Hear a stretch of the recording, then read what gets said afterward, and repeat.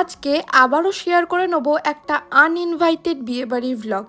বিনা নিমন্ত্রণে খেতে গিয়েছি আর কবজি ডুবিয়ে খাবো না, সেটা তো হতেই পারে না। তো চলো প্রথম থেকে শুরু করি।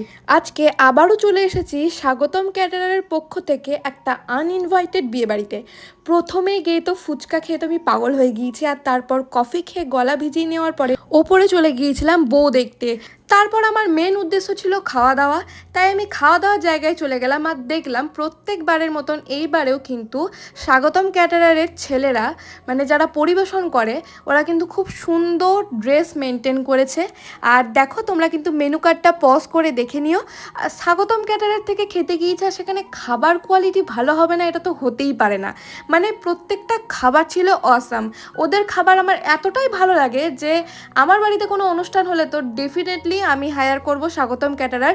আর তোমাদেরকেও বলবো, যদি কোনো দিন তোমাদের বাড়িতে অনুষ্ঠান হয়, একবার কিন্তু স্বাগতম ক্যাটারারকে হায়ার করে দেখতেই পারো, কারণ সব থেকে কম দামে বেস্ট কোয়ালিটি ফুড কিন্তু স্বাগতম ক্যাটারার থেকেই প্রোভাইড করা হয়।